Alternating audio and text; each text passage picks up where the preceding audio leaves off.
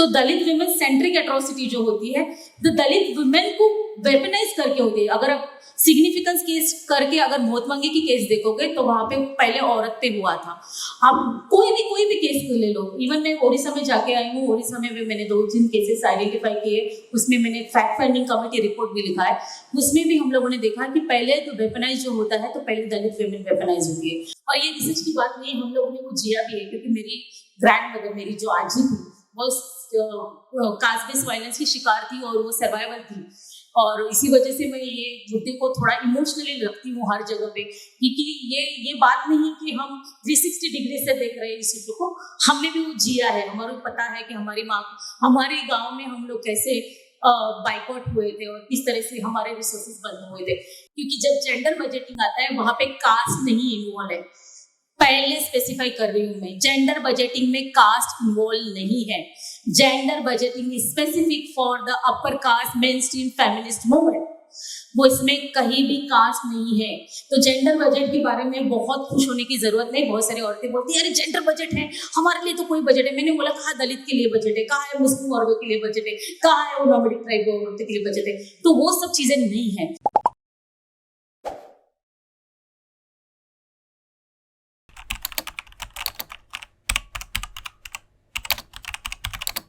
सुबह से लेके हम बहुत सारी काफ़ी चर्चा कर चुके हैं दलित युवक के बारे में, एजेंडा के बारे में, पॉलिसी प्रोग्राम के बारे में।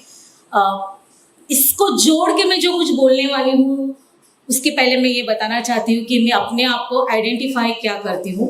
तो मैं एक दलित स्त्री अभ्यासक हूँ और मैं दलित फेमिनिज्म, जिसको स्त्रीवादी भूमिका, दलित स्त्रीवादी भूमिका से जुड़ी हुई काम करती हूँ। और ये मेरा आइडेंटिटी पॉलिटिक्स इसलिए मैंने कहा कि मुझे दलित ये वर्ड कभी डेरोगेटिव नहीं लगा आज तक। जिसको हम बोलते हैं ना कि हीन लगता है, वो मुझे कभी नहीं लगा, क्योंकि मैं ये सोचती हूँ कि दलित ये वर्ड ही मेरे लिए इतना इम्पोर्टेंट है क्योंकि वो इक्वालिटी की बात करता है। मेरा आज तक का जितना भी काम रहा है टाटा इंस्टीट्यूट के अलावा, जो मैं 12 साल फील्ड में काम कर रही हूँ महाराष्ट्र में, और महाराष्ट्र, गुजरात और सबसे ज़्यादा हरियाणा में, ये 3 स्टेट में मैंने जो काम किया है और मेरा रिसर्च जिस तरीके से रहा है, और मैं कास्ट बेस्ड वायलेंस, जाति आधारित हिंसा पे मेरा बहुत सारा काम रहा है। और काम ये है कि एट्रोसिटी एक्ट, जो हम एट्रोसिटी की बात करते हैं तो हम ये सोचते हैं कि एट्रोसिटी मतलब एक पर्टिकुलर कम्युनिटी के साथ होने वाला अत्याचार है, एक पर्टिकुलर समाज पे होने वाला अत्याचार है, पर उसमें जो मिसिंग नैरेटिव्स है दलित औरतों के, उस पे मेरा काम है। 2 साल पहले कोविड के वक्त एक स्टेट वुमेन कमीशन का एक रिपोर्ट आया था और उसके हिसाब से हम लोगों ने काम करना शुरू किया था। उसके पहले भी हम लोगों ने हाथरस में काफ़ी सारे काम किए। उसमें 2-3 चीज़ें थी जिसको लेके हम इस एजेंडा के साथ जुड़ना चाहते हैं। वो एक चीज़ है कि विमेंस रिजर्वेशन में हम रिजर्वेशन विद इन रिजर्वेशन की बात कर रहे हैं। हम ये नहीं कह रहे कि रिजर्वेशन सिर्फ ऐसी औरतों को मिले जो औरतें पहले से ही एक सामाजिक एक स्टेटस से आई हुई है। तो हम उसकी मांग करते हैं, जहाँ पे हम बोलते हैं कि reservation within a reservation, quota within a quota. मतलब अगर कोई महिला आरक्षण मांगती है, अभी तो हम तो 33 आरक्षण की बात करें, हम तो डिमांड करें कि 50% आरक्षण मिले, और इस आरक्षण में सभी औरतें के, जितनी पिछड़ी हुई औरतें हैं उसकी आरक्षण की बात हो जाए, और उसमें दलित तो रहेगी, उसमें नोमैडिक ट्राइब रहेगी, और सबसे ज्यादा माइनॉरिटी और महिलाओं का उसमें सहभाग रहेगा। ये हमारी पहली मांग है।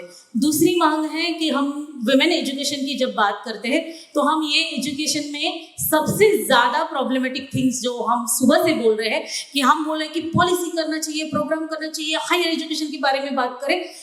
हम ये उस मुद्दे पे बात करें कि caste and gender pedagogy school में पढ़ाई जाए, ताकि टीचर को भी और शिक्षक भी पता चले कि मेरे स्कूल में आने वाला बच्चा हर तबके के, बहुत पिछड़ा हुए तबके से बच्चा आ रहा है, तो उसकी नज़र, टीचर की नज़र बदलनी चाहिए। इसलिए हम काम करें, उसको हम कास्ट एंड जेंडर पेडागोजी कहते हैं। पेडागोजी मतलब अध्ययन शास्त्र, बच्चों के कैसा सिखाना चाहिए, क्योंकि डिस्क्रिमिनेशन की जो फॉर्म मैंने देखे, मेरा आर्टिकल इंटरनेशनल जर्नल में आप पढ़ सकते हैं, जिसमें मैंने इतने ऑब्जर्व किए हैं कि आज भी बच्चे स्कूल में सिर्फ ड्रॉप आउट इसलिए नहीं है कि उनको स्कूल में एक्सेसिबिलिटी नहीं मिलती है, वो इसलिए स्कूल से ड्रॉप आउट है क्योंकि उनके साथ में स्कूल में डिस्क्रिमिनेशन किया जाता है, जिस मुद्दे को आज तक सरकार ने मान्यता नहीं दी है। मेरा एजुकेशन रिसर्च में मैंने सबसे ज़्यादा ये हाईलाइट करने की कोशिश की है ताकि ये पता चले, सरकार को पता चले कि ये सिर्फ रिसोर्सेज की बात नहीं है, ये कास्ट और जेंडर के दोनों की बात है।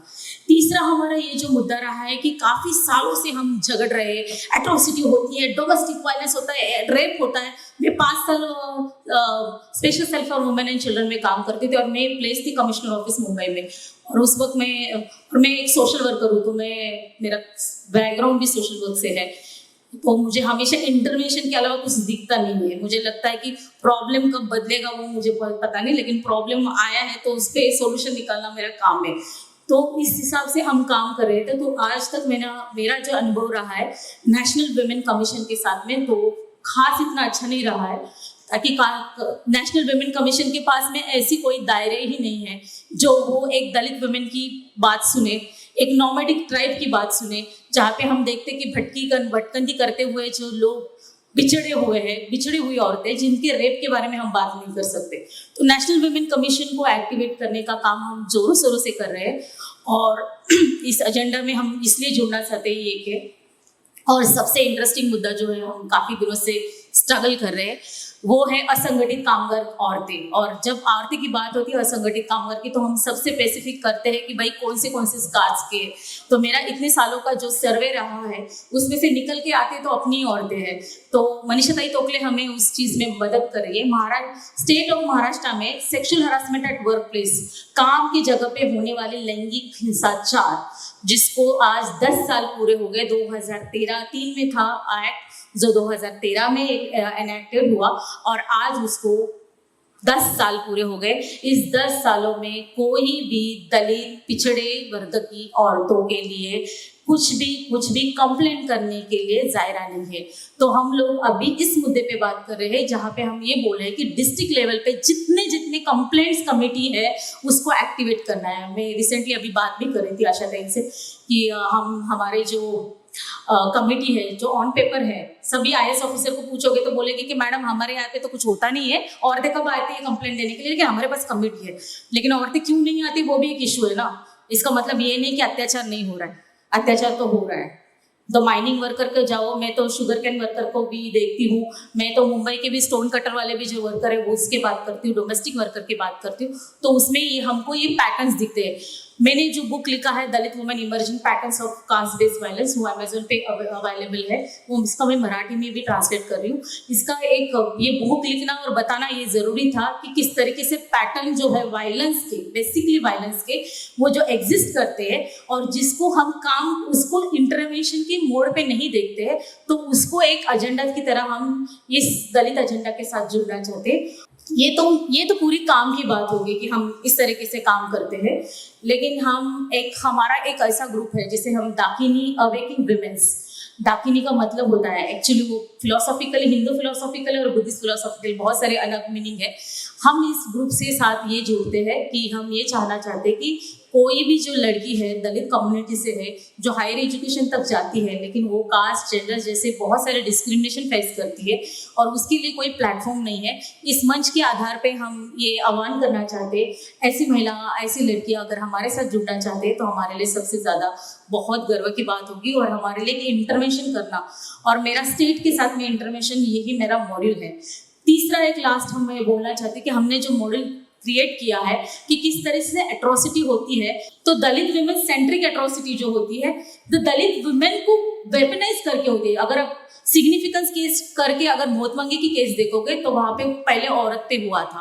आप कोई भी केस ले लो, इवन मैं ओडिशा में जाके आई हूँ, ओडिशा में भी मैंने 2-3 केसेस आइडेंटिफाई किए, उसमें मैंने फैक्ट फाइंडिंग कमेटी रिपोर्ट भी लिखा है, उसमें भी हम लोगों ने देखा कि पहले तो वेपनाइज जो होता है तो पहले दलित वुमेन वेपनाइज होती है, और इसके बारे में आज तक कोई भी सौरभ से कि दलित के कौन से संगठन में इतनी डीपली विचार की धारा में कहीं डिस्कशंस नहीं हुए जो हमें जो रिसर्च से पता चले। और ये रिसर्च की बात नहीं, हम लोगों ने वो जिया भी है, क्योंकि मेरी ग्रैंड मदर, मेरी जो आजी थी वो कास्ट बेस्ड वायलेंस की शिकार थी और वो सर्वाइवल थी।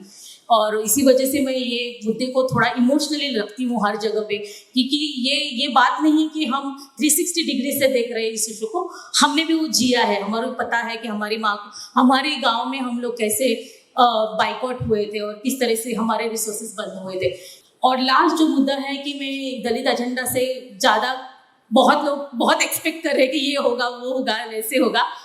मैं राहुल भाऊ से बोलना चाहती हूँ कि हम क्या करने वाले हैं, ये बहुत बड़ी लड़ाई है, ये लॉन्ग प्रोसेस है, लेकिन इमिडिएटली अभी जो मुद्दे रखे सुमित सर ने वो बहुत इंपॉर्टेंट है कि अभी तो इलेक्शन आ रहा है, तो इलेक्शन के दौरान आप क्या करना चाहते हैं, तो वो मुद्दे पे बात करेंगे। और इलेक्शन में जो अभी बजट आने वाला है उसकी बात करेंगे, क्योंकि जब जेंडर बजटिंग आता है वहाँ पे कास्ट नहीं इन्वॉल्व है। पहले स्पेसिफाई कर रही हूँ मैं, जेंडर बजटिंग में कास्ट इन्वॉल्व नहीं है। Gender budgeting is specific for the upper caste main stream feminist movement, वो इसमें कहीं भी कास्ट नहीं है। तो जेंडर बजट के बारे में बहुत खुश होने की जरूरत नहीं। बहुत सारी औरतें बोलती है अरे जेंडर बजट है, हमारे लिए तो कोई बजट है। मैंने बोला कहाँ दलित के लिए बजट है, कहाँ है मुस्लिम औरतों के लिए बजट है, कहाँ है वो नॉमेडिक ट्राइब औरतों के लिए बजट है। तो वो सब चीजें नहीं है, जो दिखता है वो सबला। तो इस तरीके से हमारे पॉलिसी और प्रोग्राम में जो इंटरवेंशन का मॉडल है उसके लिए हम काम कर रहे हैं। इसी तरह से मैं ये खत्म करना चाहती हूँ। मुझे बहुत खुशी हो रही कि राहुल सर ने मुझे यहाँ पे बुलाया, हमारे पुराने दोस्त है टाटा इंस्टीट्यूट से, और ये मंच इसलिए उपलब्ध किया। और सबसे इंटरेस्टिंग है कि दलित महिला के प्रश्न रखने के लिए हमें जो यहाँ पे बुलाया गया, इसीलिए मुझे बहुत अच्छा लग रहा है। और ये भी लग रहा है कि शायद इसमें से कोई लोग हमारे साथ जुड़ सके, तो वो भी हमारे लिए एक बड़ी मूवमेंट हो जाएगी।